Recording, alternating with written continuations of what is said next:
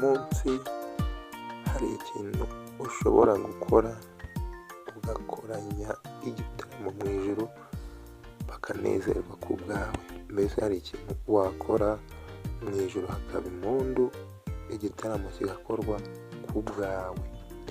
Ariko mbere y'uko iki kintu tukivuga, reka tubanze tuvuge umwe muri uyu mugani, wenda nawo wagufasha ukagusobanurira neza ndetse ukabasha kubikumvisha neza ukuntu nawe ubwawe ushobora gukoresha igitaramo mu ijuru bakanezerwa ku bwawe, utirebye uko uri, utirebye aho uvuka, utirebye ibyo ufite, uko uri we wese. Hari ikintu wakora mbese mu ijuru hakaba igitaramo ku bwawe. Ariko reka tubanze uyu mugani. Hariho umubyeyi wari ufite abana, umwe muri bo yaka umugabane we, maze se amuha umugabane we. Uwo mwana afata umugabane we ndetse n'ibindi, aragenda ajya mu gihugu cya kure, ajya kuzerera. Aragenda yayisha ibyo bintu bye byose yari atunze, arabirya arabimara, ndetse muri icyo gihe igihugu yari yaratembereyemo kiza kubamo inzara, ibyo byose yari amaze kubimara. Maze yigira inama yo kujya guhakwa hirya ku muntu umwe wari umukire. Uwo muntu amuhaka kujya amuragirira ingurube agasangira nazo, ndetse n'ibyo zirya, bigeraho inzara iramwica, yicuza impamvu yaba yaravuye muri urwo rugo, ndetse yaramaze kugera aho yambara n'ubushwambagara kubera ko ibyo byose yari yarabimaze. Aza kwitekerezaho, atekereza ukuntu mu rugo iwabo hari abagaragu kandi barya neza, bakaba babayeho neza barya imitsima. Maze yigira inama yo kuvuga ati, aho kugira ngo nzagwe mu gasozi nishwe n'inzara, ndabizi narakushije, kangende mu rugo kwa data, ndabizi ntibinkwiriye ko nakwitwa umwana we, ariko nibura ndamusaba mbe umugaragu we w'inyuma, kuko ndabizi abagaragu bo kwa data babaho neza ntacyo bagura, ariko wenda nanjye njye njya ku mutsima yo mu rugo. Umwana afata inzira aragenda. Burya baca umugani ngo ubugabo butisubiraho bubyara ububwa. N'ufata umwanzuro, ugafata umwanzuro nyine wawe uzabona harimo amafuti ukaba utakwisubiraho, bene ubwo bugabo buba bubyara ububwa. Uyu mwana nyine yaragiye agituruka kure, ise amubonye yarishimye, ndetse ngo arirukanka ajya kumusanganira, aramuhobera, aramusoma. Umwana arapfukama asaba imbabazi se, aramubwira ati, data ntabwo binkwiriye yuko umwana wawe, ariko nibura nyemerera umake mbe umwe mu bagaragu bawe b'inyuma, kuko ibyo nakoze birakomeye cyane, ntabwo wakwemera kongera kwitwa umwana wanjye. Ariko ibyishimo ise we byaramurenze, ahita agahamagara abagaragu ngo bagende bamwuhagire, bamusige, bamwambike imyenda iruta myiza kurusha iyindi yose. Mbese nyine wa mwana bamwambika imyenda iruta iyindi yose kuba myiza,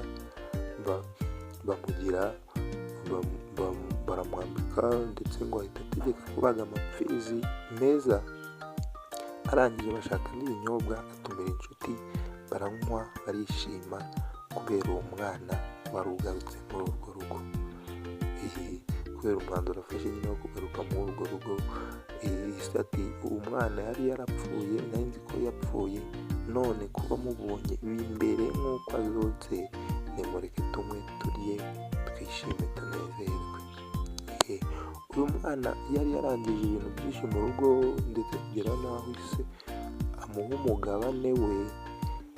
Uwo mwana umugabane we nawe aragenda arawurya, arawurangiza, ndetse bigera n'aho yari agezeho kuragira ingurube zo muri rubanda, kandi mu rugo iwabo hari abagaragu n'abaja. Mbese nyine mu rugo iwabo bari bameze neza, ariko kubera uburara bituma ajya hanze.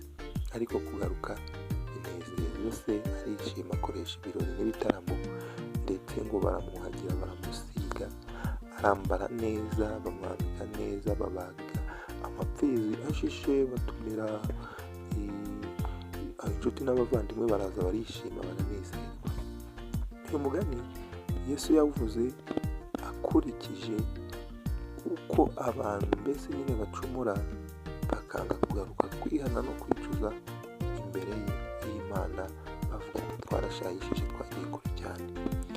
Ariko nk'uko uyu mugani ubivuga, nawe wawusoma mu gitabo cya Luka ibice byaho 15 ku murongo wa 11, aho wabyumva neza uko uyu mugani Yesu yawuvuze ndetse n'uko yabivuze.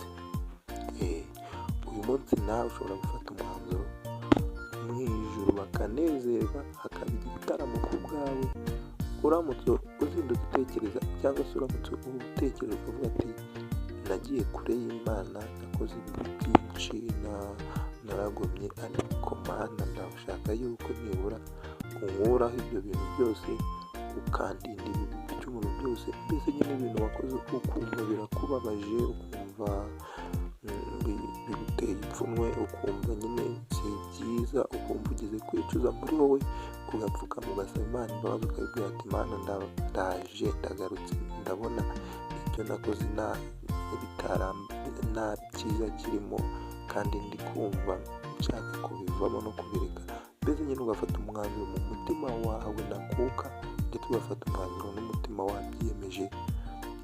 Buriya ngo iyo umunyabyaha umwe yihannye, mu ijuru havuga impundu, hagakorwa igitaramo bakanezerwa.